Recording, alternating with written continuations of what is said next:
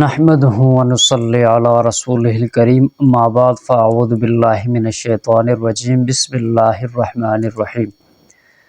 آج کا ہمارا موضوع جو ہے یہ ہے کہ کون وہ شخص ہے جو جادو سے جو ہے وہ اس کی حفاظت ہو سکتی ہے یا اس کے اوپر جادو کا اثر جو ہے وہ نہیں ہو سکتا، یا وہ جنات شیاطین کی شر سے جو ہے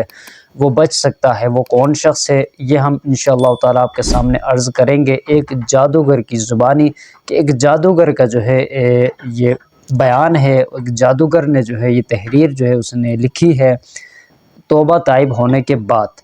مطلب پہلے اس کا جو کام تھا وہ لوگوں کے اوپر جادو کروانا تھا، مختلف جنات کے ذریعے سے، شیاطین کے ذریعے سے اور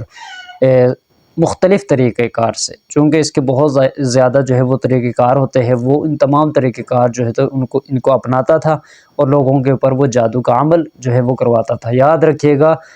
کالا جادو جو بھی شخص کرنے والا ہوتا ہے یا جادوگر ہوتا ہے، اس کا حکم یہ ہے کہ اسے قتل کیا جائے۔ قرآن و حدیث کی روشنی میں اس کا حکم یہ ہے کہ اس جادوگر کو جو ہے وہ قتل کیا جائے گا، اسے مار دیا جائے گا۔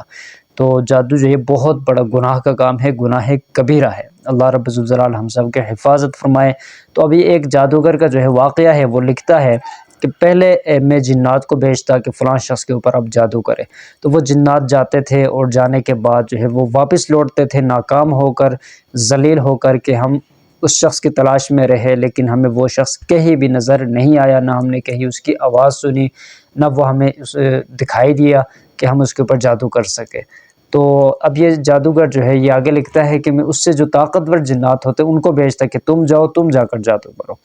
کہتے وہ جاتے، وہ بھی واپس آ کر کہتے کہ ہم نے صرف اس کی آواز سنی ہے لیکن وہ ہمیں دکھائی نہیں دیا، اس نے مشرق اور مغرب تک ہم نے پورا چھان مارا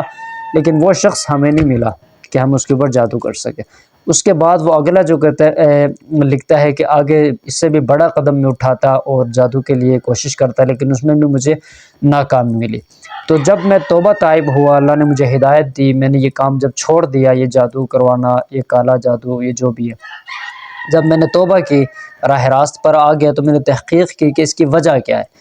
تو بہت مطلب آگے اس نے جو باتیں لکھی ہے وہ آپ یقین کریں، اس نے ایسی باتیں لکھی ہے کہ وہ کوئی شخص بھی مطلب یہ کر سکتا ہے، جو چاہے کہ اس کے اوپر جادو کا اثر نہ ہو، شیاطین جنات سے اس کی حفاظت ہو، وہ یہ تمام کام لازمی کرے۔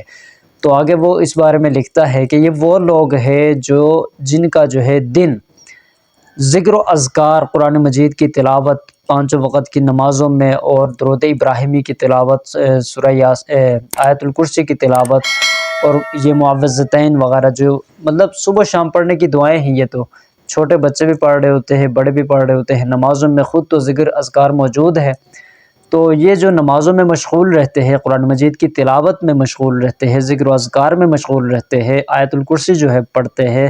صبح شام چاروں قل جو پڑھ کر اپنے جسم کے اوپر پھونک مارتے ہیں، تو یہ وہ لوگ ہیں جو شیاطین کو بھی نظر نہیں آتے، جنات کو بھی نظر نہیں آتے،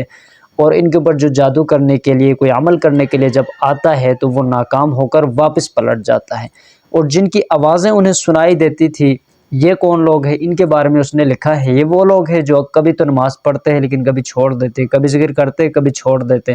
تو یہ جو درمیان میں جو گیپ ہے، اس گیپ کی وجہ سے جو آوازیں جو ہے ان کو سنائی دیتی تھی۔ سبحان اللہ، کتنی مطلب اب دیکھیں بڑی بات ہے کہ اللہ کے ذکر میں اتنی بڑی طاقت ہے، قرآن مجید کی تلاوت میں اتنی وہ بڑی طاقت ہے،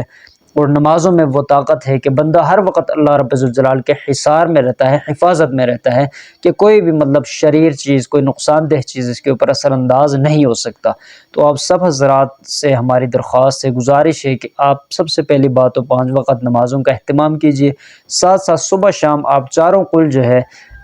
جو آخری قرآن مجید کی چاروں قل جو ہے وہ صورتیں جو ہے چھوٹی چھوٹی، وہ آپ 3 مرتبہ پڑھ کر اپنے پورے جسم کے اوپر ہاتھ پھیر لیا کریں، اور درود ابراہیمی آپ سے جتنا ہو سکے روزانہ پڑھ لیا کریں، ساتھ سوتے وقت آیت الکرسی کی تلاوت آپ کریں۔ انشاءاللہ تعالی آپ کی ہر پل حفاظت ہوگی اور کسی عمل کی، کسی چیز کی آپ کو ضرورت نہیں ہوگی، ہر وقت آپ اللہ کی حفاظت میں رہیں گے۔ تو یہ انتہائی زیادہ آپ سب حضرات کے لیے خوشخبری بھی تھی۔ تو اللہ رب الجلال ہم سب کو ان باتوں کے اوپر عمل کرنے کی توفیق عطا فرمائے۔ اگر آپ چینل پر نئے ہیں، اس کو ضرور سبسکرائب کریں۔ انشاءاللہ تعالی اسی طرح مفید باتیں آپ تک ہم پہنچاتے رہیں گے۔ السلام علیکم ورحمۃ اللہ وبرکاتہ۔